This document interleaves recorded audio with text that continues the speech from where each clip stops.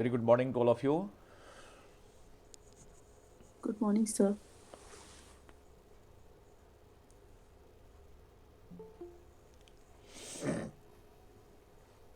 Am I clearly audible to all of you? Yes, sir. Okay, so let's start a class. What were discussed in the last class, please? Anyone? हाँ जी. आपने classes last कर ली थी cash में? हाँ जी. Yes, sir. Okay. So what were discuss in the last class, please बताइए क्या discuss किया था हमने लास्ट क्लास में. और please be active. Priyanka, am I audible? Yes, sir. Good morning. What were discuss in the last class, please. आइए तेजी से आप लोग एक्टिव हो जाएंगे. हाँ, सारे लोग जितने भी लोग हैं. Evidence, circumstantial evidence. Evidence and circumstantial evidence. I think हम जो एक वर्ड डिस्कस कर रहे थे, एविडेंस. तो एविडेंस के बारे में हमने देखा कि एविडेंस है क्या. अब ये कोई एग्जॉस्टिव लिस्ट तो दी नहीं गई है कि ये this will be evidence, this will not be evidence. तो आपने देखा था कि एक वर्ड डिस्कस किया था हमने, फैक्ट और रेलेवेंट. और तीसरा वर्ड डिस्कस किया था फैक्ट एंड इशू. इसके साथ ही अगर हम बात करें तो क्या there may be lot of fact in a case, Yes, sir. and whether all facts shall be evidence. No, No, sir. sir. Relevant fact but can. but all evidence will be fact. अगर हम कहें, अगर क्या कहें Yes, sir. कि all evidence may be fact, all evidence may be Fact. fact, but all facts may not be evidence. So there is a difference between fact and evidence. There is a Yes, sir. difference between a fact and evidence. What facts will be evidence, that is given under the definition that evidence.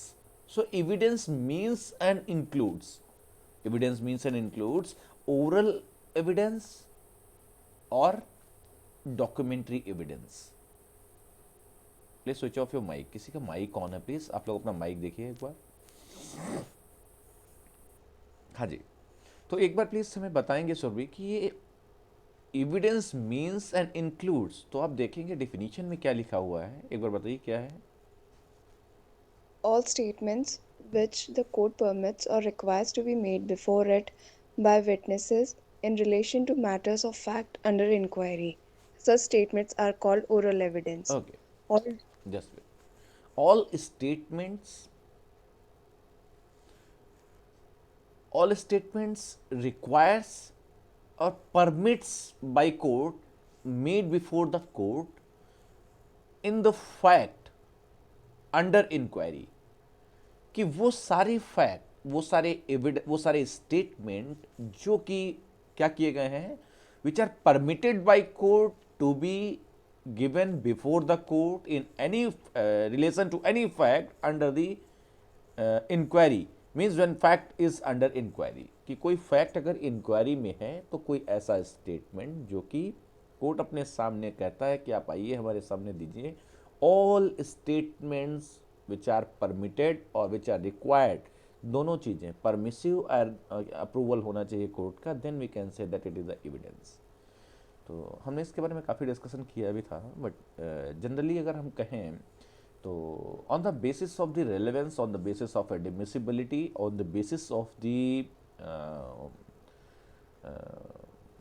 on the basis of the nature, we may say that evidence may be oral or oral or oral or Doc- documentary. documentary. Evidence may be direct or indirect. कर सकते हैं classification, क्यों? Evidence may be oral or documentary. In other words, evidence may be direct or indirect. Indirect means circumstantial evidence. Third, evidence may be positive, negative evidence. Positive evidence का मतलब क्या है कि A killed B with sharp-edged weapons.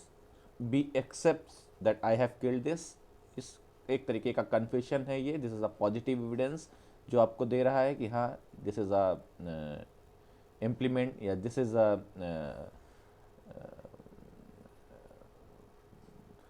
Instrument by which I have cause the death of B. तो ये क्या है कि ए खुद ही कह रहा है कि मैंने ये किया, ऐसा है. This are the confessions are reliable confessions या क्रेडिबल कन्फेशंस. तो positive and negative evidence. Now the fourth is the credibility. We can classify that as a substantive or non-substantive evidence. कैसा हो सकता है? Substantive and Non-substantive. non-substantive evidence. तो substantive evidence के बारे में आपने देखा है कि what statements are substantive statement. Example, FIR is substantive piece of evidence. Whether FIR is substantive piece of evidence? No, sir. No, sir. It's not a substantive piece of evidence. So what will be a substantive piece of evidence? किसको हम substantive piece of evidence मानते हैं? Confession recorded under section 164 is that statement is substantive piece of evidence. Yes, sir. Testimony of a child witness. अगर child witness की testimony अगर हुई है court में तो that may be a substantive piece of evidence. किसी तरीके का कोई आई विटनेस है, that is a substantive piece of evidence. क्यों? ये सारे सब्सटेंटिव पीस ऑफ एविडेंस हो सकते हैं, but 161 statement that is a substantive piece of evidence और नॉट? हाँ जी, That is not substantive. that is not substantive piece of evidence. So how you will determine that any statement, any evidence is substantive piece of evidence or not? Shashank, how you will determine कि ये substantive piece of evidence है, ये substantive piece of evidence नहीं है?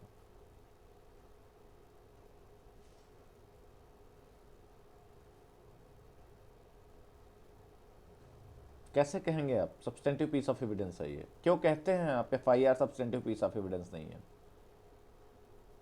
Because sir, that was investigated by the police officer and it can be forcefully taken or it can be Charisma. false. So FIR is not falsefully taken.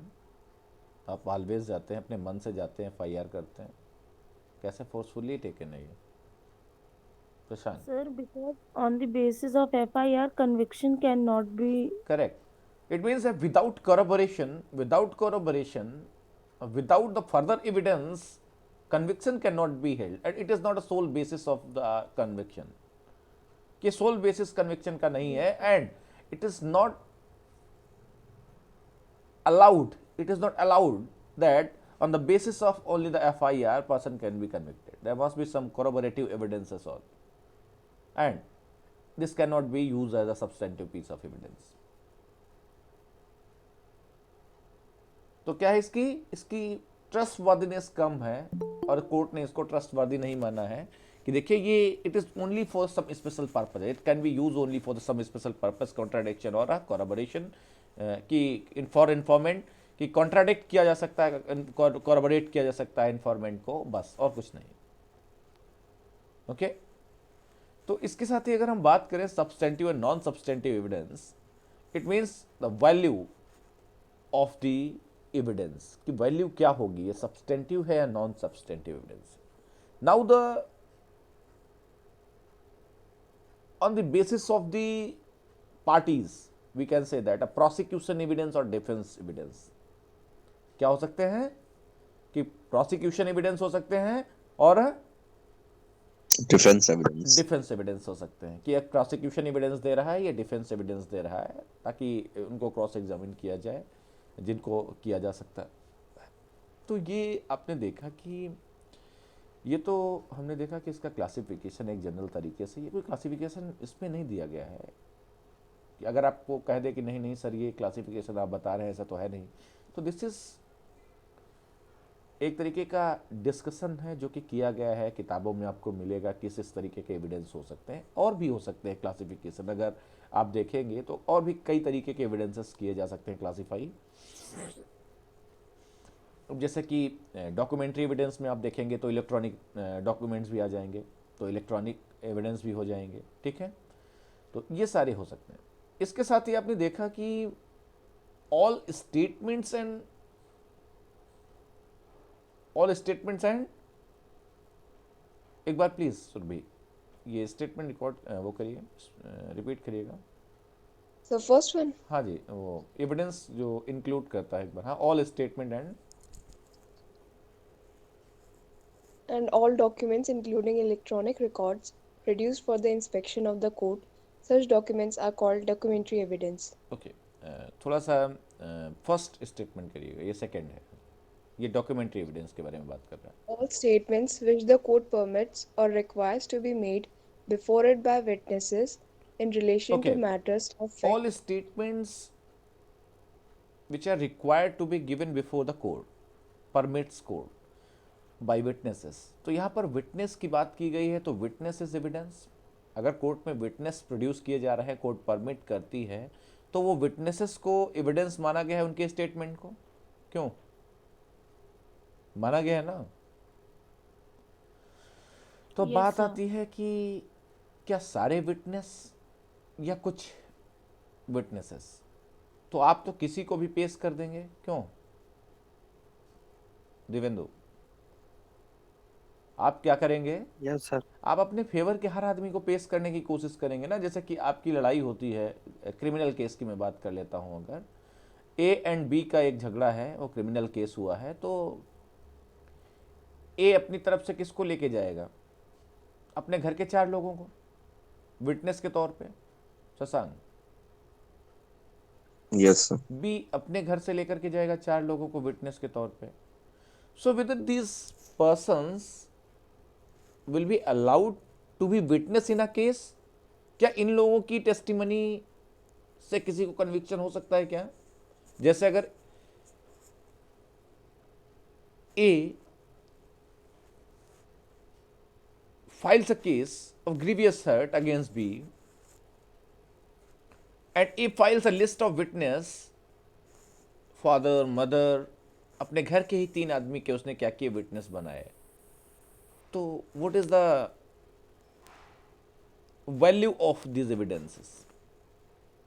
What is the value of these witnesses? इनकी क्या credibility रहेगी witnesses की? क्या court इनको करेगी permit कि yes they will be considered as a evidence? Sasan. Sir, it will be material because it doesn't matter whether they're family members or not.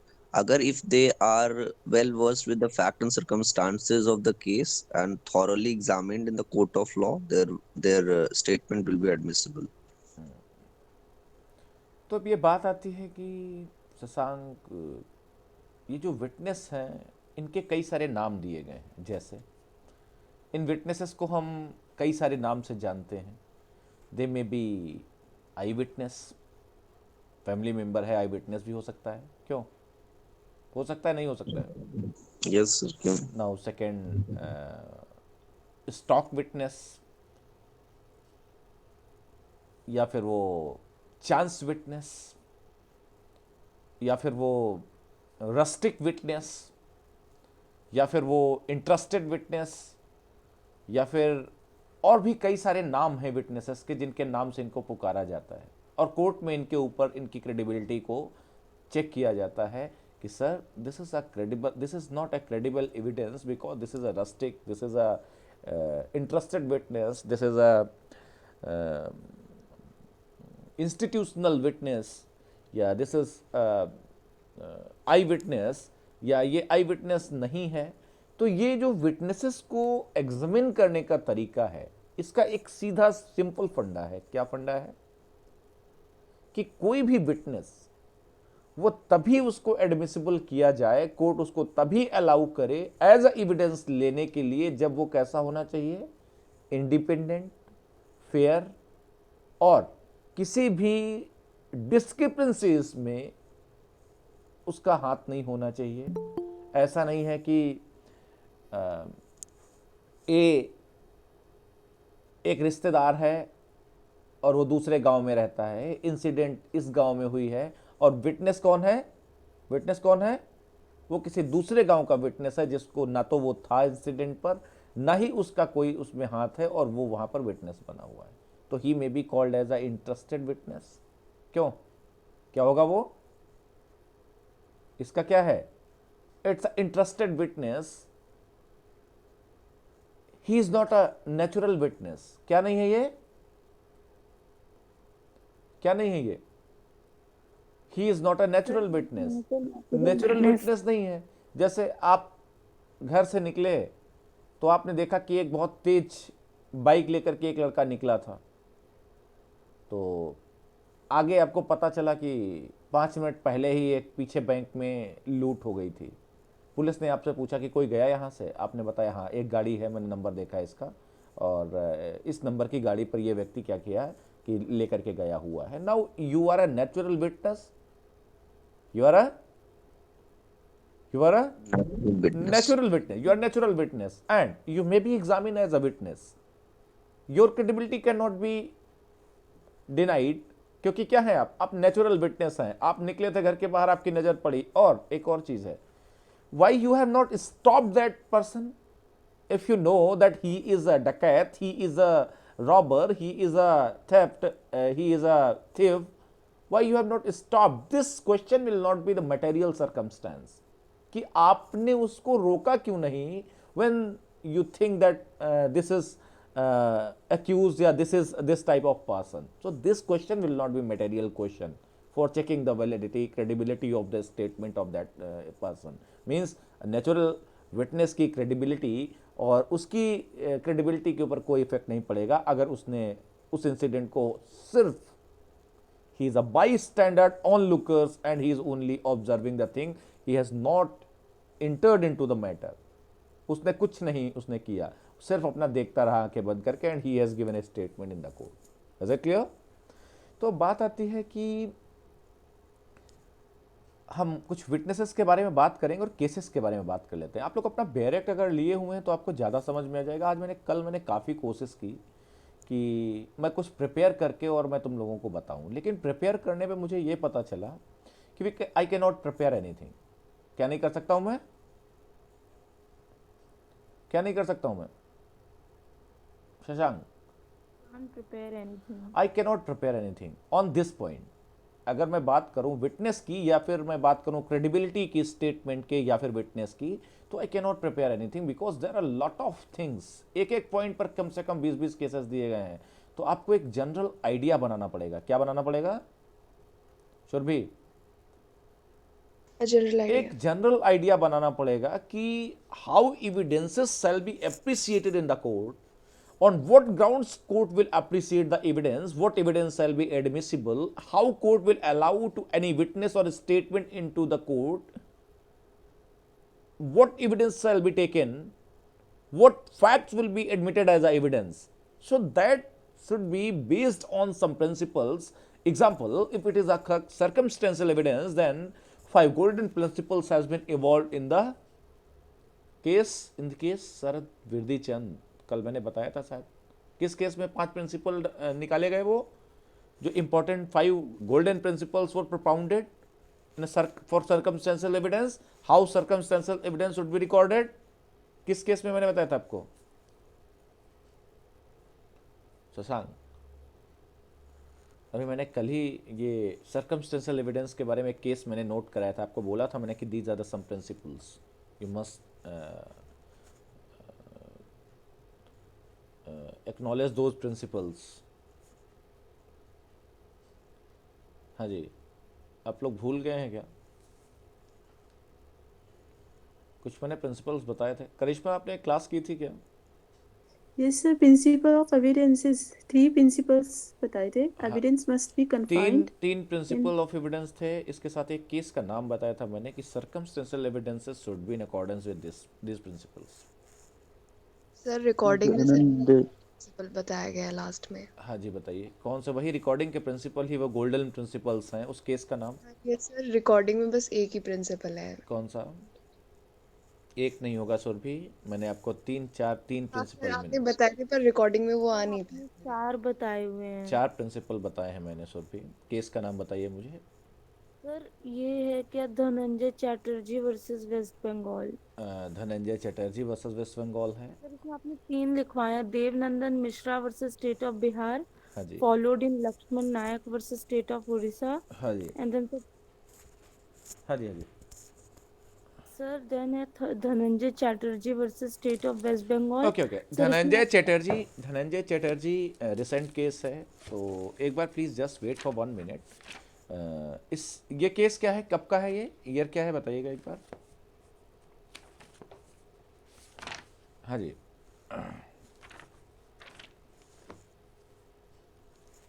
Sir year तो mention नहीं करवाया था आपने। 2000 आई थिंक, ये 1 2 3 ही होगा शायद, 2001-2 की बात, बहुत छोटा था मैं उस समय जब ये धनंजय चटर्जी को फांसी दी गई थी रेप केसेस में।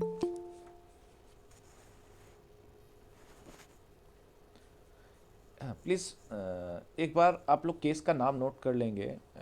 मुझे 1984 का केस है, 5 golden principles of circumstantial evidence. हाँ जी,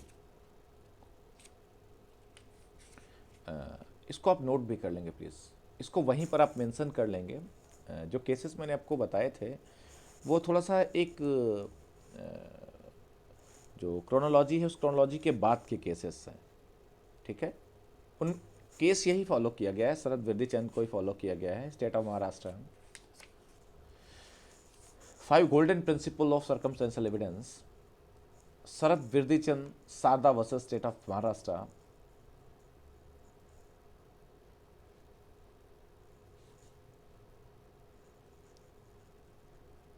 AIR 1984 Supreme Court. Supreme Court described 5 golden principles. Supreme Court described 5 golden principles laid down in Hanumant versus state of MP। ये एक और पुराना केस है, वहाँ से रेफर किया था। Supreme Court describe 5 golden principles laid down in Hanumant versus state of MP। वैसे Hanumant versus state of MP हमने बताया था कल, Priyanka? No sir. No sir. Okay, नहीं बताया था, okay.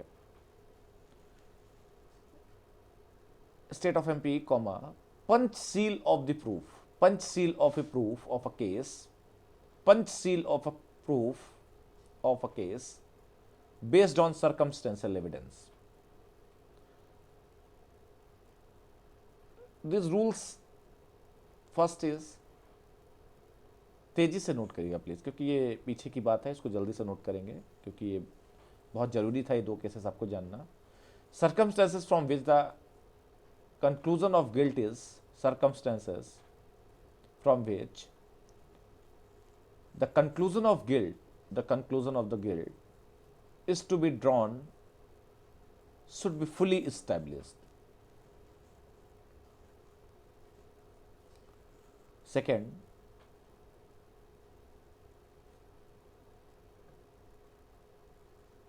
the facts so established, the facts so established,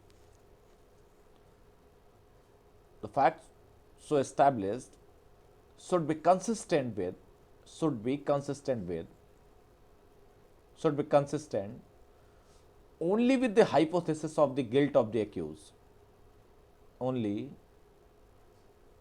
with the hypothesis of the guilt of the accused,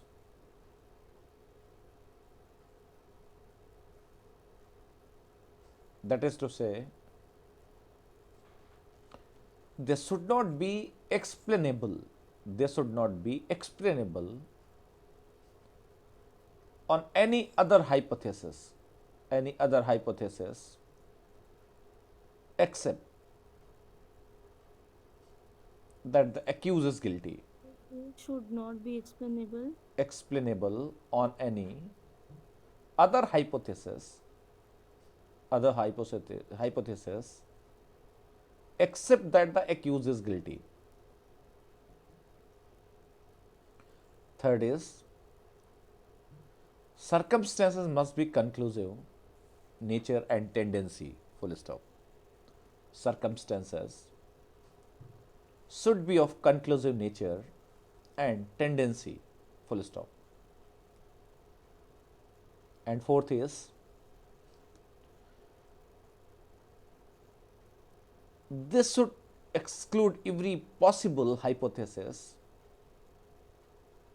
This should exclude every possible hypothesis except one to be proved. Except one to be proved. And last is, that is a fifth, there must be a chain of evidence. There must be a chain of evidence so complete as not to leave any reasonable ground, as not to leave any reasonable ground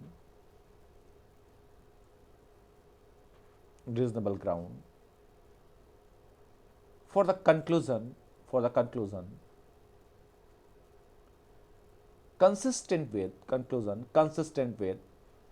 the innocence of the accused,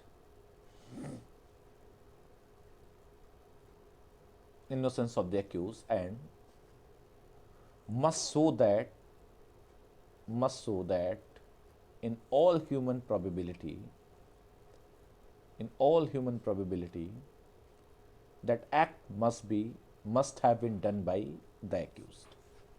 हाँ जी, आप लोगों ने ये note कर लिया। वैसे ये principal आपने पहले नोट कर चुके हैं। हमने आपको धनंजय चटर्जी और दूसरा केस क्या था Aniket? All human probabilities. In all human probabilities that act must have been committed by the accused person. कि देखिए ऐसा है कि वो जो आप सर्कमस्टेंशियल एविडेंस की बात कर रहे हैं वो चेन में इस तरीके से कनेक्टेड होना चाहिए without any interference, external interference, कि ये पता चल जाए कि this act only has been committed by the accused person और none of the else. Example, Aarushi murder case की अगर बात करें तो पता चला कि कमरे में दो ही आदमी थे, घर में दो ही आदमी थे, माँ और बाप और बेटी। तो अगर कोई बाहर का आदमी नहीं किसी ने कमिट किया है या नहीं आ पाया है या नहीं आ चुका है तो इसका मतलब है कि कोई अंदर के ही किसी व्यक्ति ने उसका मर्डर किया हुआ है। Is it clear? अगर दो लोगों की डेथ कॉज हुई है, एक सर्वेंट की और एक बेटी की, और घर के अंदर और कोई आया ही नहीं है, घर का दरवाज़ा बंद है, सब कुछ बंद है और उनकी डेड बॉडी पाई जाती घर के अंदर है, तो माँ ही बाप ही सर्कमस्टेंस इशारा करता है, सॉलिड प्रूफ है that the death is cause by the both person. Is it clear? हाँ जी, Yes. तो ऐसे चेन में कनेक्ट होना चाहिए। तो ये बहुत इंपॉर्टेंट केस था, लेकिन रिसेंट केस मैंने आपको लिखवाया था जो कि धनंजय चटर्जी का केस था। On the basis of the circumstantial evidence वो डिसाइड किया गया। मैंने आपको एक और केस बताया था सर्कमस्टेंशियल एविडेंस का, दिल्ली यूनिवर्सिटी का। क्या केस था वो? Priyadarshini Santosh Kumar Singh versus state through CBI. हाँ जी, वो प्रियदर्शनी मट्टू केस। ओके, हाँ जी, नाम बता दो इन्हें अगर आप लोग नोट करना चाहते हैं। प्रियंका, पूरा नाम क्या था? Priyadarshini Mattoo versus Santosh Kumar. I think इसका नाम अनुज ने बताया है वो सही है, क्योंकि जो मैंने आपको बताया था that is named as a Priyadarshini Mattoo case, but क्या था? Santosh Kumar versus Santosh Kumar Singh versus state through CBI, popularly known as Priyadarshini Mattoo case. हाँ जी, इसको आप लोग क्लियर कर लेंगे, ठीक है? वो known as a Priyadarshini Mattoo case है। हाँ, तो ये बात आपने देखी। अब इसके साथ ही अगर हम बात करें तो एक बार आप लोग अपने बेरेक पे नज़र डालेंगे, क्योंकि ये जो मैंने आपको बताने की कोशिश की है कि एविडेंस में विटनेस, कौन से विटनेस, कैसे विटनेस, कौन से विटनेस हो सकते हैं, तो एडमिसिबल कौन से विटनेस हैं, कौन से विटनेस एडमिसिबल नहीं है, जो एविडेंस नहीं बन सकते हैं, या स्टेटमेंट नहीं वो हो सकते हैं एडमिसिबल, उनको हम एविडेंस नहीं मानेंगे। तो मैंने आपको पहले ही बताया था कि आर्बिट्रेशन या अगर बात करें तो Indian evidence act is not applicable in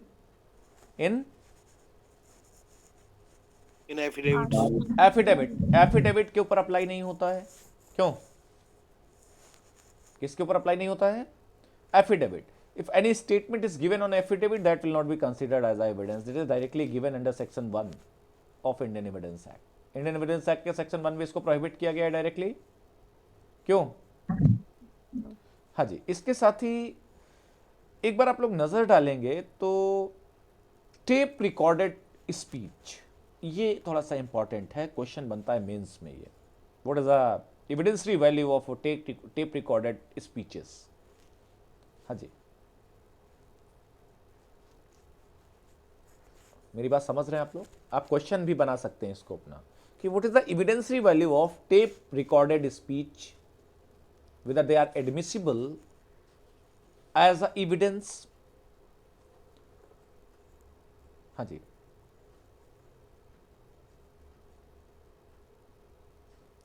so just note down the R.M. Malkani versus State of Maharashtra, AIR 1973. This is very important case law, pre और मेंस दोनों में ही पूछा जाता है ये कि what is the whether tape recorded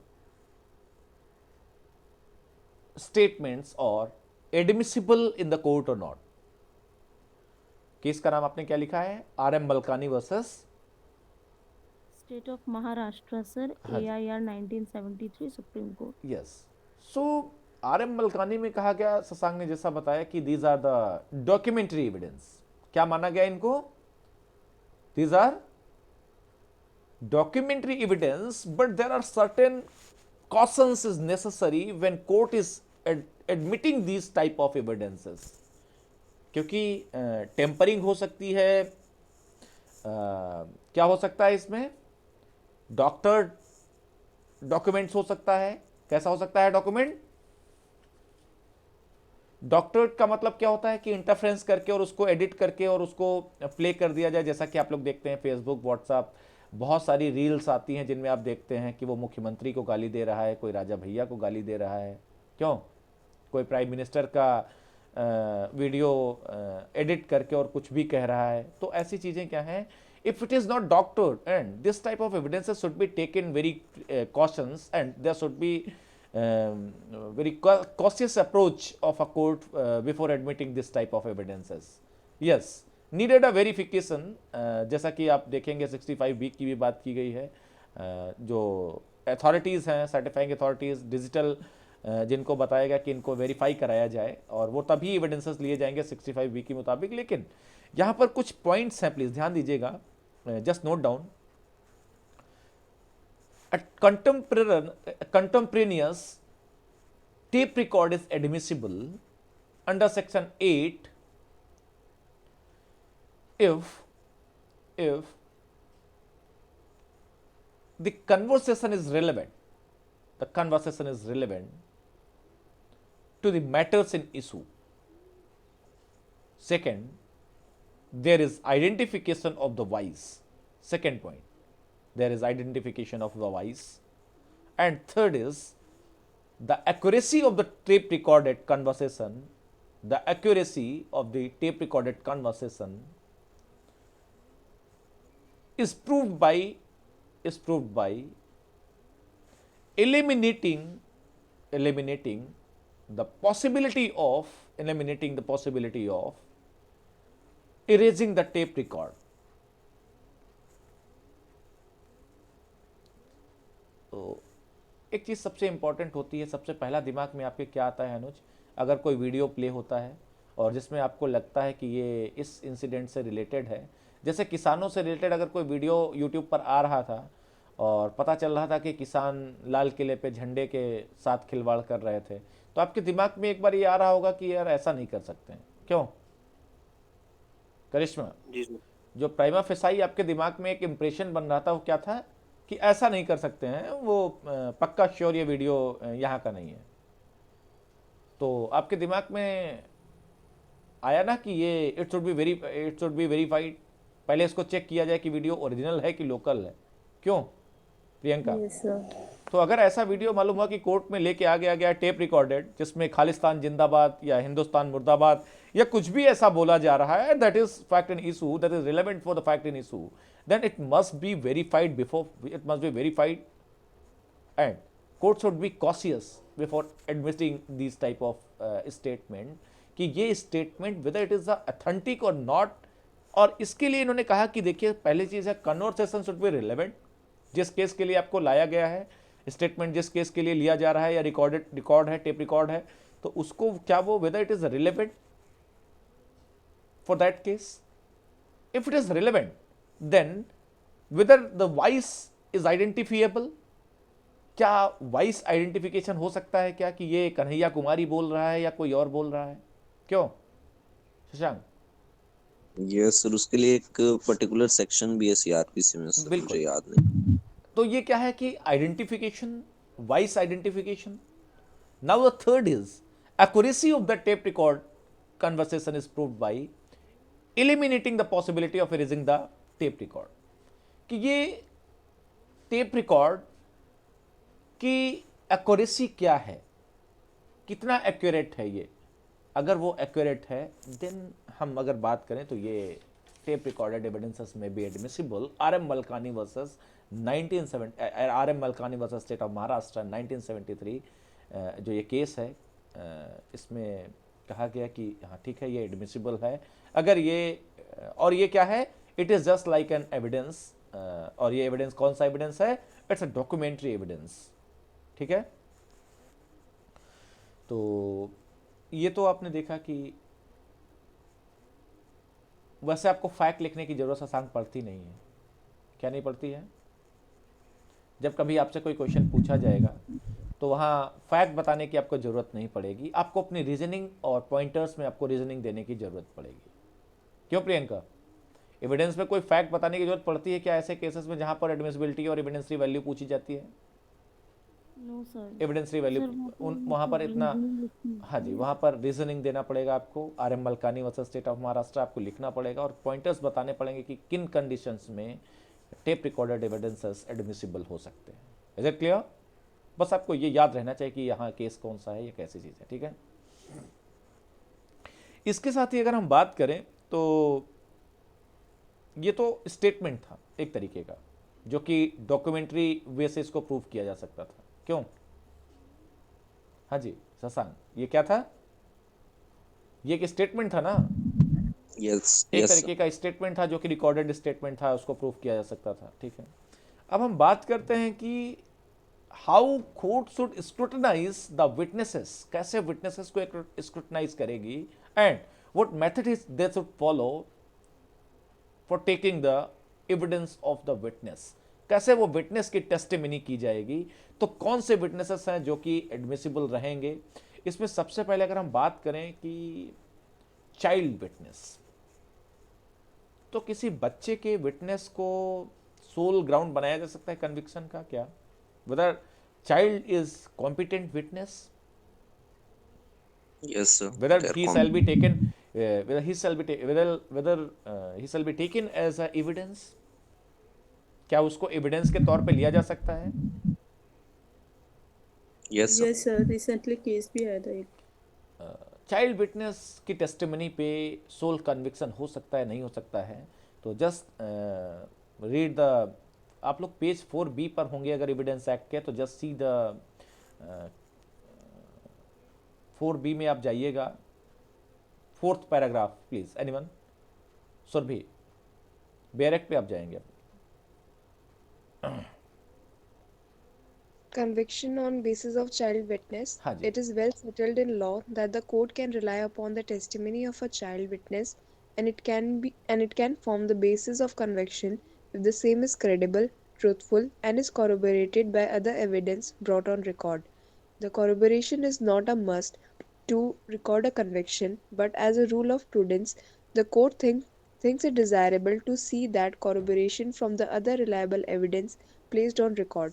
The principle that apply for placing reliance on the solitary statement of witness, namely that the statement is true and correct and is of quality and cannot be discarded solely on the ground of lack of corroboration, applies to a child witness who is competent and whose version is reliable. Okay. तो after reading this statement, Surabhi आपको ये नहीं लग रहा है कि court कहना चाहती है कि देखिए child witness is just like I witness? क्या है वो? अगर चाइल्ड विटनेस है तो ही is a competent witness and court can rely on the statement of the child and can pronounce a sentence or give a conviction on that solely on the statement of the child witness. क्यों? अगर आप देखेंगे तो इस statement को read करने के बाद आपको यही लगेगा क्या कि कोर्ट कहना चाहती है, देखिए ऐसा है कि child witness is a competent witness, but court को थोड़ा सा ध्यान देना चाहिए कि अगर corroborative evidences are available then must take a corroborative evidence and record place record place on the judgment कि I have seen the corroborative evidences also. But if corroborative evidences are also not available, cannot reject the sole testimony of child witness that there is not any corroborative evidence, so I am leaving this case and I am acquitting this person. Are you getting my point, Surbhi? So that child witness, child witness testimony, that should be credible, truthful and is corroborative by other evidence brought on record. ये एक mandatory नहीं है. क्या नहीं है ये अनिकेत? कि corroboration is not mandatory. Child witness is a competent witness and sole conviction can be solely given on the child witness, but it is a rule of prudence. It is a rule of prudence कि ये एक अच्छे जज का काम है कि वो क्या करे कि और भी चीजों को ध्यान में रखते हुए record the corroborative evidence or must place the corroborative evidences, ताकि एक रीजन डिसीजन हो. कोई ये ना कह पाए कि नहीं नहीं अरे बच्चे के कहने पे आपने डिसीजन दे दिया. Are you getting my point? But he can not reject the child witness only on the ground that there is not any corroborative evidence. So conviction solely can be given on the child witness statement. तो आपको क्या पता चला Shashank? So the child witness is a competent witness, and without, even if there is no scope of corroboration in the case, his testimony can be considered as sole testimony for conviction. But in general, that statement should be, the witness shall be Corroborate. truthful, credible and हाँ जी corroborated by some other facts. Okay, तो इस case को आप लोग note कर लेंगे please, बहुत important है. जो मैंने 4 लाइनें आपको बताई हैं सिर्फ इतना ही नोट करिएगा. सिर्फ अगर आप चाहेंगे तो जितना मैंने आपको बताया है, बोला है, इतना ही अगर आप लिख देंगे दैट्स इनफ. केस का नाम आप लोग Shiva Saranappa versus state of Karnataka AIR 2013 supreme court. इसको आप लोग नोट कर लेंगे और नीचे आप इसके नोट भी कर लेंगे क्या है कि ये क्या है. It's a rule of prudence that child witness या testimony of child witness should be corroborated by the other evidences, but it is not a general, it is not a mandatory, and child witness cannot be rejected only on the ground that there is not any corroborative evidences. Okay, child witness या फिर testimony that should be credible, truthful and corroborated. बस इतना ही आप लोग note कर लेंगे. तो वैसे अगर क्वेश्चन कभी आ जाता है तो आप लोग प्लीज़ बता सकते हैं कि चाइल्ड विटनेस क्या है, इसको क्या वैल्यू है, what is whether it is admissible और नॉट, and what is the evidentiary value of the child witness. Is it clear Shashank? Yes, sir. हाँ जी, कोई डाउट है किसी को यहाँ पर? केस का नाम एक बार प्लीज रिपीट करेंगे आप लोग. Sir Shiv Sharan Appa versus state of Karnataka AIR 2013 supreme court. हाँ जी, इस केस को थोड़ा याद रखिएगा प्लीज़ क्योंकि बहुत इंपॉर्टेंट है. ठीक है, क्या करेंगे, ऐसे हवाई नहीं करेंगे आप लोग कि अरे केस का नाम भूल जाएं. अब जैसे आप RM मलकानी को याद रखते हैं ना, वैसे इसको भी याद रखेंगे. Shiva Saranappa versus state of Karnataka AIR 2013. देखिए यही आपका नॉलेज है करिश्मा, जो आप लोगों से अदर जानेंगे और लोगों को बता पाएंगे. किताबें सबके पास वही हैं शशांक, मेरी बात समझ रहे हैं आप? Yes, sir. किताबें सभी के पास वही हैं, वही बेयर एक्ट सभी के पास रखा हुआ है. बट बेयर एक्ट सभी के पास रखा हुआ है, कोई लेकिन न तो ध्यान देगा और ना ही इम्फेसिस करेगा वो कि इसे मुझे याद रखना है. मेरी बात समझ रहे हैं प्रियंका? इससे पहले भी बेयर एक्ट पढ़ा होगा तुमने, यस सर. कभी पढ़ा था आपने इसको? सर रीड किया था लेकिन ये केस का नाम कभी ध्यान नहीं दिया सर, और कभी मेमोराइज करने के लिए भी नहीं कि सर रीड तो ऐसे कुछ थोड़ा ऊपर लेकिन से कर आपको लिया. लेकिन आपको ये शायद कभी अंदाजा हुआ कि क्वेश्चन मेंस में पूछा जा सकता है ये कि चाइल्ड विटनेस की टेस्टिमनी क्या एविडेंसरी वैल्यू है, पूछा जा सकता है ना आपसे. Yes sir. सर क्योंकि ये चीज ये याद नहीं किया कभी केस का नाम, या हाँ देखा भी नहीं कि नहीं किस केस केस का में नाम क्यों बोला चलो गया. ठीक है, आप भूल भी जाइए, लेकिन आपको रीजनिंग पता चली केस का नाम कोई बात नहीं है, अगर आप भूल जाएंगे कोई बात नहीं है, लेकिन आंसर लिखते समय आप कुछ वर्ड्स इस्तेमाल करेंगे जो कि जजमेंट में दिए गए हैं, जिससे कि लगेगा हाँ इसने कुछ पढ़ा हुआ है। क्यों? तो आपको ये पता चला कि हाँ ये क्वेश्चन पूछा जा सकता है, कि हाँ ऐसे क्वेश्चंस बनाए जा सकते हैं कहीं, ठीक है। या फिर फैक्ट दे दिया गया आपको अगर, और फैक्ट में कह दिया गया कि बच्चे ने टेस्टिमनी की, बच्चे की टेस्टिमनी है, on the basis of that child witness, क्या किया जा सकता है इसमें? That may be applied question also. क्यों? Yes sir. तो इसके साथ ही अगर हम बात करें तो एक चाइल्ड विटनेस की हमने बात कर ली, तो अक्सर आपने देखा होगा आई विटनेस, जिसके बारे में बहुत जिक्र होता है। क्यों किसके बारे में जिक्र होता है शशांक? आई विटनेस। आई विटनेस के बारे में बहुत जिक्र होता है। तो ये आई विटनेस कितना एडमिसिबल है? क्या किसी केस में आई विटनेस है और वो कह रहा है सर कि ये इन्होंने सर राइफल से गोली मारी, बट आफ्टर एक्सपर्ट ओपिनियन ये पता चलता है सर वो राइफल नहीं थी, वो क्या थी? वो बंदूक थी, मतलब 12 बोर की थी।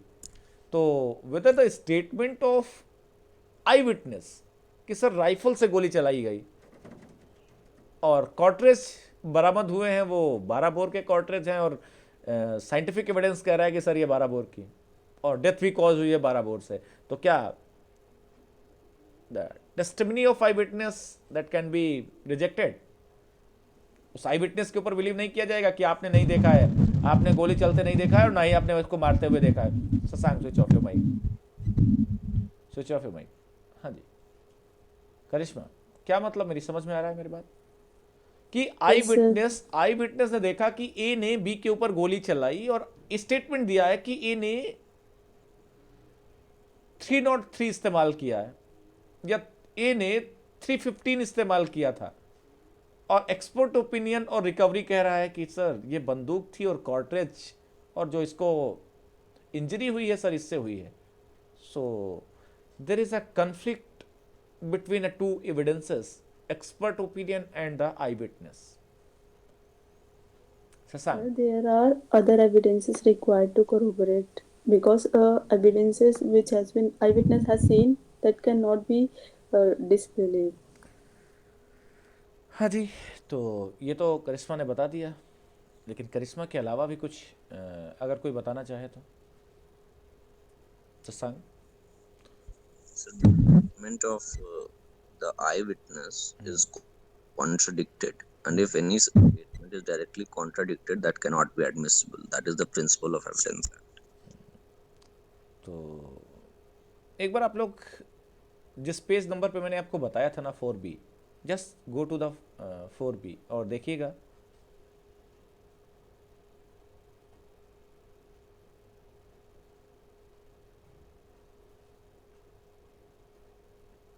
जस्ट 1 2 3 थर्ड जजमेंट और देखिएगा कि Nathiya versus state of Rajasthan. Shashank, आप लोगों को मिल रहा होगा ये case, Nathiya versus Yes, state of sir. Rajasthan 1999। Just read the state. Yes, sir. हाँ जी रीड करिएगा एक बार। Yes, sir. Where there are material contradictions creating reasonable doubt in a reasonable mind, such eyewitnesses cannot be relied upon to base their evidence in the conviction of accused. हाँ जी शशांक, क्या समझ में आया करिश्मा? करिश्मा, Sir, there is contradiction in creating reasonable doubt. Shashank, So eyewitness cannot be relied. इसको पढ़ने के बाद आपको क्या समझ में आया? आई विटनेस भगवान नहीं होता है शशांक, पता है? बताइए सुरभि। Yes, sir. किसी केस में Material किसी contradiction अगर दिख किसी जाए, किसी केस में आई विटनेस भगवान नहीं होता है। मतलब आप 5 फीट दूर खड़े हैं और 5 लोगों ने एक व्यक्ति को मारना शुरू किया, और 5 फीट दूर से आप देख रहे हैं कि ABCDE 5 लोग ए को मार रहे थे, और ए के हाथ में भाला था, ए के हाथ में तलवार थी, बी के हाथ में चाकू थी, डी के हाथ में लाठी थी, एंड जिसके हाथ में चाकू थी ही स्टैब्ड द बी। तो आपने स्टेटमेंट दिया कि सर चाकू सर इसके हाथ में थी, तो अगर पता चलता है कि वो डेथ कॉज हुई है लाठी के मारने से, चाकू मारा ही नहीं गया है Shashank, so it can B cross examine, I witness को क्रॉस एग्जामिन किया जा सकता है। क्यों? Yes, sir. कि आप 5 फीट दूर से और एक मर्डर देख रहे थे और आपको ये नहीं दिखाई पड़ा कि ए बी सी डी इनमें से किस चाकू किसके हाथ में थी और किस चीज से मारा गया, तो it is I think material contradiction. क्यों शशांक, बताइए, ऐसा मटेरियल कॉन्ट्राडिक्शन हो सकता है कि नहीं हो सकता है? तो कोर्ट को रिलाई करना चाहिए आई विटनेस के ऊपर या नहीं करना चाहिए? सर नॉट ऑलवेज रिलाई करना चाहिए। शशांक आपकी आवाज़ क्यों नहीं आ रही है, क्या आप कर रहे हैं? बट नॉट ऑडिबल एंड बहुत ही नॉइस कर रहे हैं आप इस समय।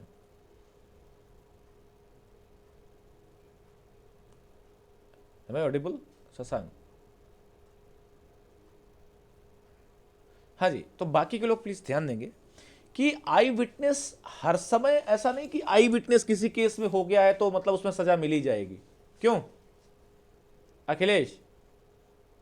कि Yes, sir. अगर किसी केस में आई विटनेस पता चल गया कि अरे एक आई विटनेस मिला है, तो ये नहीं कह सकते कि कोर्ट 100% आई विटनेस मिल गया है तो ओके कन्विक्शन दे दीजिए। अब आप करिश्मा, कि जरूरी नहीं है, ये कोई ऐसा एविडेंस नहीं है कि कंक्लूसिव प्रूफ है कि मैं अमित एक रेप केस में या फिर एक मर्डर केस में मैं आई विटनेस तैयार हो गया, और आई विटनेस में भी स्टॉक विटनेस। क्यों? Yes, sir. हो सकता है, नहीं हो सकता है अनुज? कोर्ट के बाहर खड़े हुए लोग घूमते ही रहते हैं ऐसे लोग, चलो मैं आई विटनेस बन जाता हूँ तुम्हारे केस में कि हाँ तुमको 4 थप्पड़ मारे इन्होंने। क्यों अनुज? जी सर, ऐसे बन जाते हैं कि नहीं बन जाते हैं बन जाते हैं सर। ना? कि मुकदमा दर्ज कराया और आई विटनेस की लिस्ट में आप अपना नाम डाल दीजिए, 5,000 लीजिए, ठीक है, और आई विटनेस बन गया मैं तुम्हारा। तो दे आर स्टॉक विटनेस। तो इसलिए कोर्ट ने कहा कि देखिए ऐसा है where there are material contradictions creating reasonable doubt in a reasonable mind, such eye witness can not be rely upon to base their evidence in the conviction of accused. और ये काम वकील अच्छे से करते हैं जब वो क्रॉस एग्जामिन करते हैं, they prove that there is a material contradiction between the statement given by the witness, eye witness, and the other corroborative evidences. Okay, Sasank, is it clear? Yes, sir. Yes, sir. But there are certain cautions which must be followed by the court when they are recording they are doing a testimony, they are doing a testimony of an eyewitness. एक बार please आप प्रियंका एक बार ये 1 2 3 4 और 5 ये पांचों आप judgement का एक क्या करेंगे, जो लाइंस हैं वो रीड करिएगा, जो पांचों रेशियो दिए गए हैं रीड करिएगा। अब विटनेस के बारे में, आई विटनेस को कैसे एग्जामिन करना है, what type of cautious nature should be for cautious cautions should be followed by the court. Please पहला रीड करेंगे जस्ट। देखिए ध्यान दीजिए, आप लोगों को अगर ये लगता होगा कि सर बेयर एक्ट से बता रहे हैं, तो मैं सच बताऊं आपको, मैंने कल 2 घंटे दिए और 2 घंटे देने के बाद मुझे ये पता चला कि I can not write a single sentence on the paper, I can not prepare a lecture, क्योंकि this is not I think subject matter of preparing a lecture and discussing on that point, because that is given in a Bayer Act and that is sufficient given in the Bayer Act, and you have to study Bayer Act and understand the Bayer Act. आपको ये judgement और आपको ये statement समझना ही पड़ेगा अगर आप चाहते हैं कि एविडेंस में अच्छा आंसर कर पाएं, तो बिना पढ़े आप नहीं निकल सकते इन 4 5 6 7 8 केसेस को। हाँ जी, just read the statement. Yes, sir. Point number 1, Motiram Padu Joshi versus State of Maharashtra, AIR 2018, Supreme Court. Evidence of eyewitness cannot be disbelieved merely because such witness has not reacted in a particular manner. Okay, इसके बारे में थोड़ा सा हम बात करेंगे, डिसमिनर of witness. शायद CPC में हमने बात की थी, डिमिनर ऑफ विटनेस। सीपीसी में शायद हमने बात की थी क्या?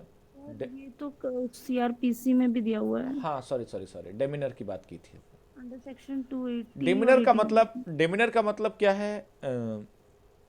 कि अगर कोई रेप विक्टिम आया हुआ है और उसका आई विटनेस आया हुआ है, तो अब रेप विक्टिम का विटनेस आया हुआ है, मुस्कुरा मुस्कुरा के कह रहा है कि हाँ हाँ मैंने इसका रेप होते हुए देखा है और मैं था उस समय जब इसका रेप हुआ और ये है वो है। तो डिमिनर शोज दैट कि this is not a real witness, and the manner in which he is delivering the statement, no one can deliver a statement that manner. So demeanor shows that this is not a correct or credible witness. तो यहाँ पर बात आती है कि eye witness can not be disbelieved merely on the ground that it has not given that statement in the particular manner. तो इसका मतलब एक और हो सकता है कि ये डेमिनर की जो हमने बात करी, that is a different thing. But अगर कोई ऐसा अनपढ़ गंवार जाहिल आदमी आ गया है आई विटनेस बन के, जिसको यही नहीं पता है कि क्या बोलना है, कैसे बोलना है कोर्ट में, क्योंकि कोई स्पीच देने के लिए तैयार तो होता नहीं है कोई, क्यों शशांक? नो वन इज, बहुत सारे लोग ऐसे हैं, there are lot of person not perfect to speak before the court, I speak before the public, कैसे उनको बोलना है, क्यों शशांक? तो अभी मैंने एक इंटरव्यू देखा था, एक बच्चे का, बिहार में पटना में एक लड़के का इंटरव्यू था। सोनभद्र की एक रिपोर्टिंग थी, सोनभद्र के वो थे, और एक बच्चा था सोनू, आप लोगों ने देखा होगा शायद, क्यों? Are you getting my point? आप लोग अगर इंस्टाग्राम या व्हाट्सअप फेसबुक चलाते हैं अगर आप, तो एक रिपोर्टर रिपोर्ट कर रहा था कि आप सोनभद्र से और पटना क्यों चले आए, यहाँ कहाँ रहते हैं आप ऐसी ठंड में? देखा है आपने किसी ने? हाँ जी, नो No, सर। sir. नहीं देखा आपने किसी ने, ओके। ऐसी ठंड में आप, सोनभद्र यूपी में एक ज़िला है जहाँ से आप पलायन करते हैं और पटना में पड़े हुए हैं, भीख मांगकर खाते हैं। तो सोनू एक 10-11 साल का एक लड़का है जिसका एक इंटरव्यू किसी ने लिया था। तो मैं उसकी बातचीत सुन रहा था, तो मैं देख रहा था कि वो अपने स्टेटमेंट जो भी दे रहा था, वो स्टेटमेंट बहुत ही सटीक स्टेटमेंट थे, जिनके क्वेश्चन के आंसर वो दे रहा था, वो सब्जेक्ट समझ पा रहा तो आंसर डायरेक्ट दे रहा था। जैसे क्वेश्चन पूछा था कि सोनू आप बड़े होकर क्या करना चाहेंगे, तो उसका आंसर क्या था? वैसे आप लोग जनरली क्या देते हैं, बड़े होकर क्या करना चाहेंगे, क्यों? सर इंजीनियर, डॉक्टर, टीचर यही बोलते हैं सर। हाँ जी, लेकिन उसका आंसर था बड़े होकर क्या करेंगे। वो कहा बड़े होकर क्या करेंगे, नौकरी है नहीं, खाने को है नहीं, यहीं मांगते खाते हैं, तो कोशिश करेंगे कि अपना मांग खा के अपना पेट भरें और क्या नाम शादी कर लें, बच्चे होंगे। तो कहा कि आपके जीवन का मकसद यही है। उसने कहा कि और क्या कर सकते हैं, इतना तो पैसा है नहीं कि पूरे देश का ध्यान रख पाएँ, अपना ध्यान रखेंगे, अपनी मेहरारू का ध्यान रखेंगे और दिस एंड दैट। तो उसके स्टेटमेंट सुनने के बाद मुझे पता चला कि कितना सटीक स्टेटमेंट है। स्टेटमेंट क्या सटीक है? बोला कि हमारे पास कौन सा इतना ज़्यादा पैसा है कि हम पूरे देश का ध्यान रख पाएंगे, कौन सा हमारे पास ऐसा पढ़ाई लिखाई है कि हम पूरे देश का ध्यान रख पाएंगे, कौन सा हमने ऐसे स्कूल कॉलेज में पढ़ाई करी, या ऐसा कौन सा हमारे पास चीज़ है जिससे हम पूरे देश का ध्यान रख लें, अपना रख लें और अपनी मेहरारू का रख लें, बच्चों का रख लें, बस बहुत है। तो ये सुनने के बाद मुझे लगा कि ये जो स्टेटमेंट है, स्टेटमेंट में भी रस्टिक विटनेस कैसे हो सकते हैं शशांक, कैसे हो सकते हैं, कैसे स्टेटमेंट हो सकते हैं? रस्टिक हो सकते हैं, but it is a responsibility of a court to extract the truth from the falsehood. There is one principle, falsus un uno falsus in omnibus. This is not a rule of evidence.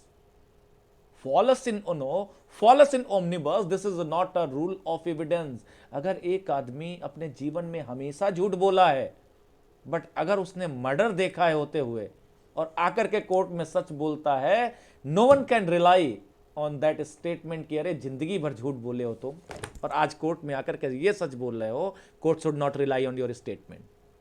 क्यों बताइए? Yes. But sir, previous that character is not relevant. क्या Like चीज? previous उसने कितने भी झूठ बोले हो, that is Karishma, not relevant. Karishma, previous character किसका? विटनेस की बात ही नहीं हुई है। विटनेस के करेक्टर से क्या मतलब? ये कहाँ लिखा हुआ है? No sir, वो तो accused का है, वो तो sorry. एक्यूज का है ना। करिश्मा, आंसर देने में जल्दबाजी मत किया करिए मेरे क्लास में। मैं तुमको फिर से आज बार इतला कर रहा हूँ, क्योंकि ऐसा नहीं है तुम्हारा आंसर सही नहीं है, गलत नहीं है, ठीक है, इट्स ओके। सर लेकिन मुझे भी पता एक चलता बार है. एक बार एक बार एक बार, और ये गलती है तुम्हारी, ये समझ लो। और अखिलेश को देखो, खुशी मिली है तुम्हारी इस बात से। क्यों करिश्मा? इनको हंसी आई है मतलब। वैसे अखिलेश को भी मैं डांटता हूँ, ऐसा नहीं है। तब तुम भी थोड़ा सा ये स्माइली भेज दिया करो। क्यों करिश्मा? जब सर अखिलेश हंसने दो. जब अखिलेश के बारे में मैं बोलूँ ना, तो मुझे लगता है कि सारे लोग ये स्माइली भेजेंगे, ठीक है। अखिलेश अकेले ही हंसी आती है मुझे, आई एम सॉरी, बट ऐसा नहीं है। आप अपने आप को थोड़ा सा देखिए, जब ज्ञान तुम्हारा होगा ना तो बोलोगे नहीं, तब इंतजार करोगे कि कब बताना है। नहीं सर, एटलीस्ट मुझे पता हाँ, चलता है कि मैं कहाँ पर रॉन्ग बिल्कुल। हूँ. लेकिन और लेकिन ऐसा मैंने लेकिन लेकिन लेकिन ये बात मैं अभी बताता, पता है ये बात मैं क्या करता, तुम्हें जरूर बताता। अगर तुम नहीं भी बोलते ना, ये जरूर बता के जाता कि प्रीवियस कैरेक्टर किसका चैलेंज हो सकता है, किसके प्रीवियस कैरेक्टर को कहा जा सकता है कि हाँ ये रिलेवेंट है या रिलेवेंट नहीं, एडमिसिबल है नहीं एडमिसिबल है। चलिए, इट्स ओके, लेकिन कोशिश करिए अभी। तो हमने जो बात करी वो क्या थी कि ये जो स्टेटमेंट है या आई विटनेस है, ये eye witness solely on the basis of the fact that witness has not reacted in a particular manner. तो ये नहीं कह सकता कि सर ये आई विटनेस रिजेक्ट किया जाएगा, सर ये इस मैनर से बात नहीं कर रहा था, इस तरीके से नहीं बोल रहा था। कोर्ट का काम क्या है Shashank? To extract truthful or false? Truth. yes, extract truth from the falsehood. This is a work of a court. उसका काम है ये कि देखो, सामने वाला कितनी भी रंगबाजी में बात कर रहा हो कोर्ट में, कोर्ट कहती है ना कि तमीज़ की बात करिए, जितना पूछा जाए उतना बताइए। क्यों शशांक? सुना है ना? सुना है ना आपने? कोर्ट बीच बीच में टोकती रहती है कि जितना आपसे पूछा जा रहा है आप उतना बताइए। एक याद है आपको, के.एम. नानावती में एक लेडी का जो है वो स्टेटमेंट रिकॉर्ड हो रहा था। क्यों याद है ना? वो ताई जो थी, एक मूवी आई Yes, थी, sir. आपने रिकॉर्ड देखा था ना, स्टेटमेंट रिकॉर्ड। तो ताई कुछ ज़्यादा ही बोल रही थी फेवर में। क्यों?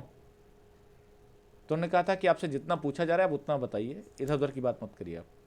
तो कोर्ट क्या है? कोर्ट बैठी हुई है to extract truth from the falsehood, and there is a one principle that is a falsus in uno falsus omnibus, कि if someone has done mistake in one place, that will be considered he has done that mistake in every place. This is a general rule of evidence. That is a general rule of evidence, but not a rule of evidence in criminal trial. Shashank, मेरी बात समझ रहे हैं आप लोग? कि एक व्यक्ति जिसने एक जगह पर गलती की है, there is a presumption that he has done that mistake in every place. जैसे अगर कोई व्यक्ति अमित की स्पेलिंग AMT लिखता है, तो जितनी भी किताबें पीछे लिख चुका है वहां उसने क्या लिखा होगा शशांक? क्या लिखा होगा? उसने क्या लिखा होगा? उसने वही स्पेलिंग लिखी होगी जो उसने यहां लिखी हुई है। ऐसा होता है या नहीं होता है? होता है। अगर कोई व्यक्ति जो कि एक वकील है और उसने जजमेंट की स्पेलिंग JUDGEMENT अगर अपने केस में लिखी हुई है, तो कोशिश यही रहेगी, प्रिजम्पशन यही कहता है कि अगर वाकई में उसने सारे ड्राफ्ट अपने आप बनाए हैं और ये उसी की लिखी हुई है, तो in every place spelling of judgement should be the same. क्यों शशांक, ऐसा है या नहीं है? Yes, sir. This is a rule, this is a general, no, it's not conclusive proof, Sasank. It's a presumption. It's not conclusive proof. तो ये क्या है? It's general rule of evidence कि आप if you are done any mistake in one place, you may have done in every place. आपने हर जगह ऐसी मिस्टेक की होगी, this is general presumption, but in a criminal trial it is not a rule of evidence. ये criminal trial में reject किया, कहा falsus in uno falsus in omnibus, this principle is not applied in a criminal trial. It is the duty of a court to extract the truth from the falsehood. कितना भी बाहर की जनता चिल्लाती रहे sir ये तो एकदम झूठा है, एकदम झूठा है सर, लेकिन कोर्ट क्या करेगी? If he is a eye witness of any case, court shall examine as a eye witness and extract a truth from the falsehood. Is it clear? कोई डाउट है किसी को यहां पर प्लीज? हाँ जी।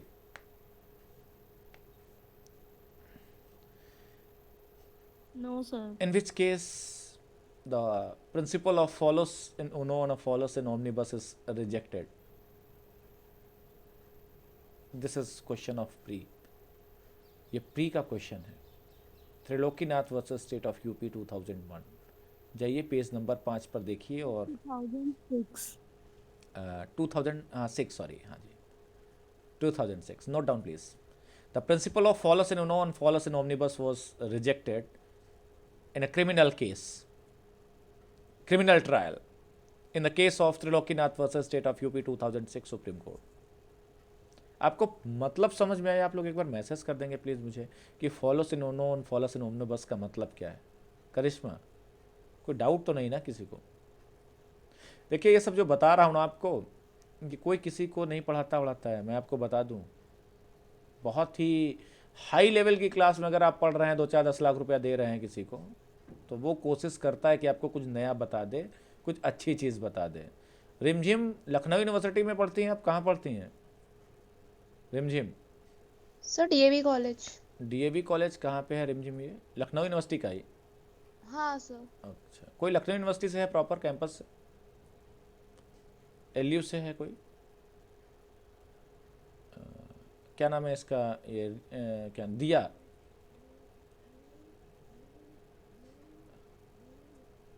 तो बाकी ये आपकी दोस्त दिया है, ये भी डीएवी कॉलेज से ही है रिमझिम? यस सर, मैं दीपांशी डीएवी अच्छा से। हाँ दीपांशी, सॉरी दीपांशी, हाँ। तो ये आपको थोड़ा सा पेशेंस के साथ समझते रहना है, और आपको ये समझते रहना है कि ये छोटी छोटी चीज़ें जो है ना, ये कब आपके क्वेश्चंस फॉर्म में आ जाएंगी आप समझ भी नहीं पाएंगे। Is it clear? ये आपको समझ आया ना कि फॉलोस इन ओनो फॉलोस ओमनिबस कैसे ये प्रिंसिपल है, क्या प्रिंसिपल है, समझ में आ गया ना ये Akhilesh? Yes sir. Priyanka, message करके आप लोग बता देंगे तो अच्छा लगेगा मुझे कि आ गया नहीं आ गया। अब कैसे एक एक से पूछूं मैं? हाँ जी।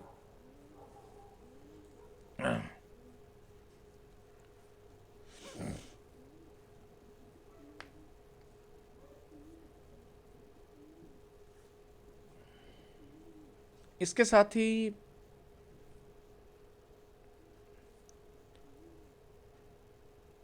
एक चीज़ और आपको बता देता हूँ, बाकी कई बार हम डिस्कस करेंगे, जैसे कि इंटरेस्टेड विटनेस की बात करेंगे, हॉस्टाइल विटनेस की बात करेंगे, नेचुरल विटनेस की बात करेंगे, तो ये सब हम और आगे भी करेंगे, इसलिए यहाँ पर रुकता हूँ मैं थोड़ा सा। आज इट्स इनफ, आपको जो बताना था मैं बता चुका हूँ। एक छोटा सा स्टेटमेंट, वेदर पुलिस में भी, पुलिस ऑफिसर में भी examined as a witness? Shashank, क्या पुलिस ऑफिसर को एज अ विटनेस एग्जामिन किया जा सकता है और कन्विक्शन में भी given on the statement of the police officer as a witness of police officer? कोई डिफरेंस है क्या आम आदमी में और पुलिस ऑफिसर के विटनेस बनने में? No, sir, कोई difference नहीं है. There are also corroborative evidences required. हाँ जी, बाकी कोई ऐसा है जो? Sir, if the police officer is case, if the police officer is the investigating officer of the case, he may be considered as an interested witness because he worked in the case for the purpose of conviction of the accused. Of course. And If once he and again for हाँ शशांक, आपकी voice establishment of some of the disturb, आपकी आवाज़ एकदम disturb कर रही है, आपका network या आपकी ऐसा लग रहा है जैसा आप बहुत ज़्यादा ही डिस्टर्बेंस आ रही है। अब देखिएगा आपको क्या प्रॉब्लम है। हाँ जी, प्रियंका या बाकी और कोई भी है ऐसा जो बता सकता है? Meenakshi, am I audible? Yes, sir. हाँ जी, Sir, sir, if the testimony of the police officer is not trustworthy, is trustworthy, then also he can act as a witness. Okay. जैसा कि शशांक ने कहा कि अगर इंटरेस्टेड विटनेस है अगर वो, तो फिर उसके ऊपर रिलाई करना मुश्किल हो जाएगा। क्यों? अब पता चला कि तुम्हारी केस में इन्वेस्टिगेशन कर रहा है और वो चाहता है कि तुम्हारे ऊपर चार्जेस लगें और तुम्हें वो इम्प्लीकेट करे, तब तो मुश्किल हो जाएगा ना फिर तो। अगर वो इंटरेस्टेड विटनेस है, अगर वो इंटरेस्टेड विटनेस नहीं है और वो किसी केस में एज अ विटनेस उसको लिया गया है कि हाँ मैं एकदम ट्रस्टवर्दी, मुझे कोई मतलब नहीं इस केस से है, ये अगर प्रूफ हो जाता है तो just see the Pramod Kumar versus state GNCT of Delhi. Just read the statement please. Page number 5 पे जाएंगे, आप देखेंगे एक बार। Yes, sir. Police witness. If the testimony of the police officer is found to be reliable and trustworthy, the court can definitely act upon the same.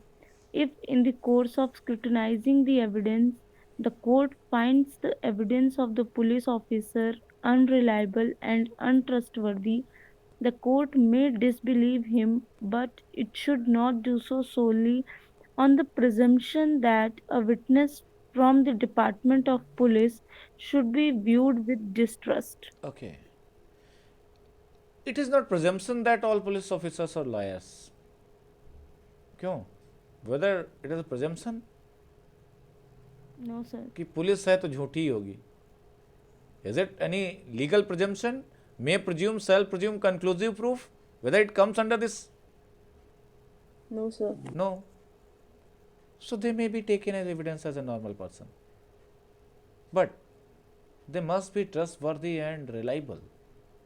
If they are not trustworthy and reliable, then court may deny to take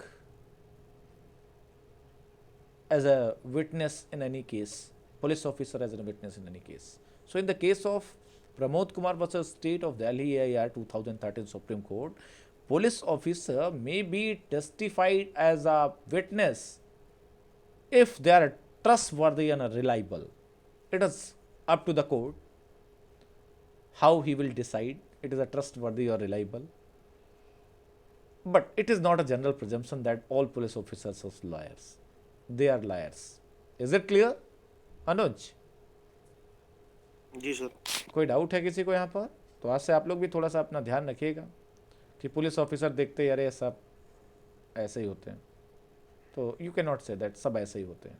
okay, they are also human being, and if they are eyewitness of any murder case, they are eyewitness of any rape case, if they are eyewitness of any case and they are not interested witness, their testimony can be done, and on the basis of that testimony, if it is reliable and trustworthy, court can act upon that statement. Is it clear?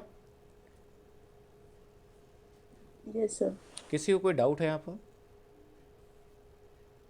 No, sir. Okay, चलिए, it's all about evidence. In the next class we will discuss the proof, disproof, not proof. Okay. आज तो नहीं, लेकिन एक चीज़ और है थोड़ा सा, शायद मैं कुछ और बताना चाहता था कि what is the standard of proof in any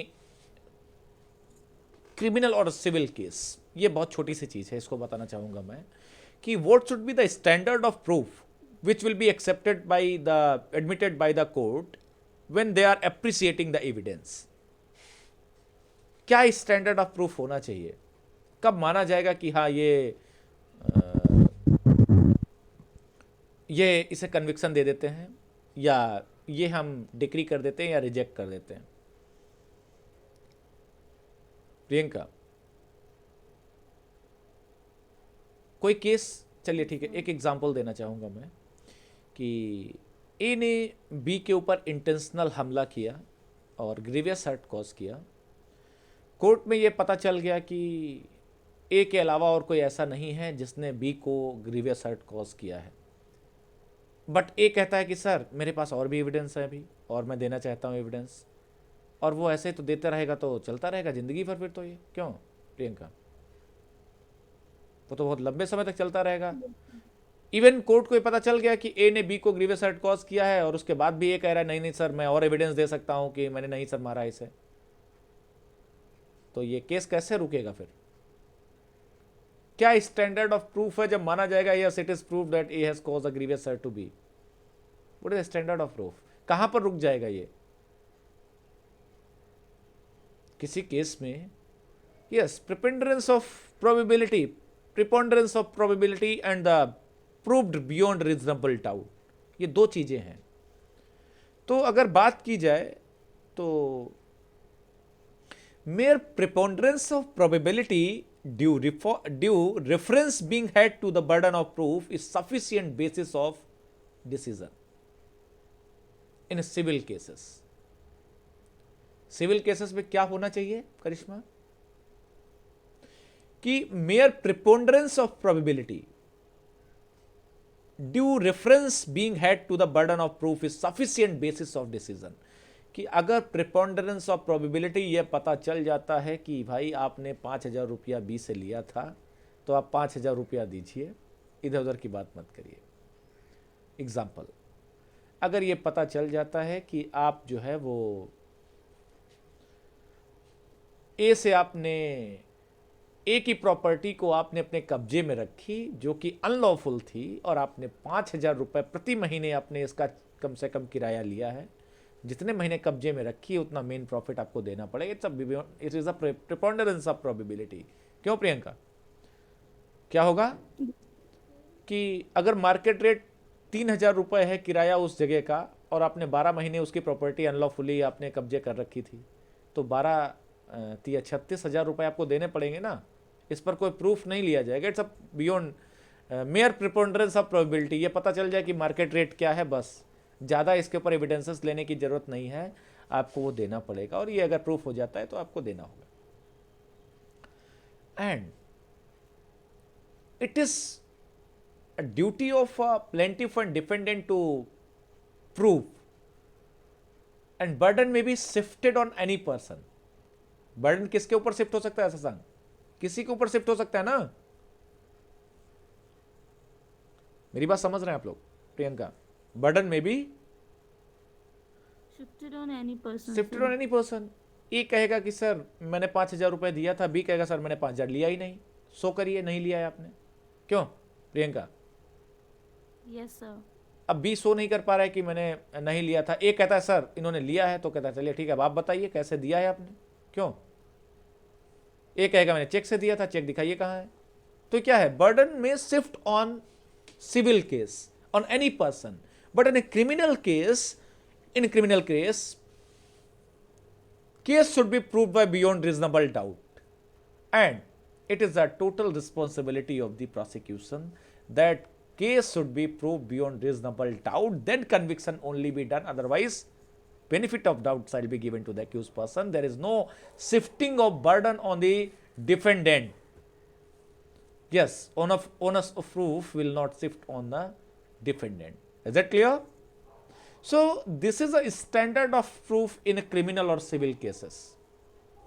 हाँ जी, पता चला आपको ये? Yes, sir. कोई डाउट है किसी को यहाँ पर? So it's all about the evidence.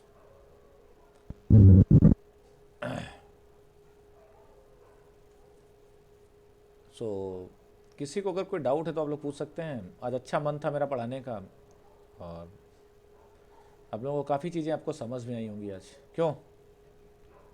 वैसे Yes, मैं sir. चाहता तो मैं ये स्किप कर सकता था प्रियंका, चाहता तो स्किप कर सकता था और प्रूव्ड, डिसप्रूव्ड और नॉट प्रूव्ड ये बता करके मैं क्लास को आगे बढ़ा सकता था.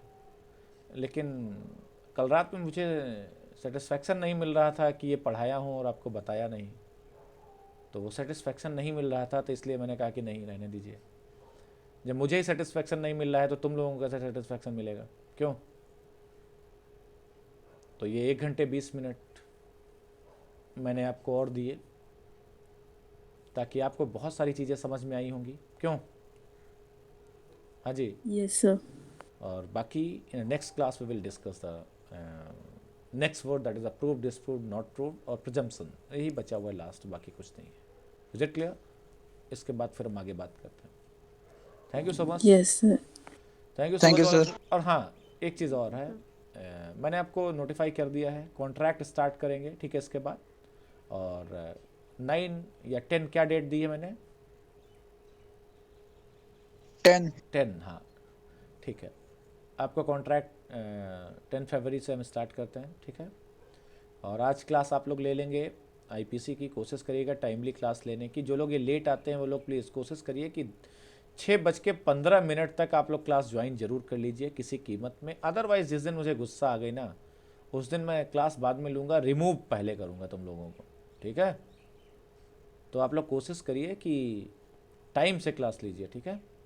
क्योंकि कोई 15 प्यारा है, 18 प्यारा है, कम से कम इतना कोशिश करिए कि मैं भी इतना टाइम देता हूँ आप लोगों को कि हाँ, आपकी खुमारी उतर जाए जो नींद में है आप, Yes, sir. ठीक है. 5 मिनट, 10 मिनट, 15 मिनट तक मैं कोशिश करता हूँ कि जो आपको नींद आ रही है ये आप आ जाएं अपने उस भेस में जिस भेस में आप रहते हैं पूरे दिन, ठीक है.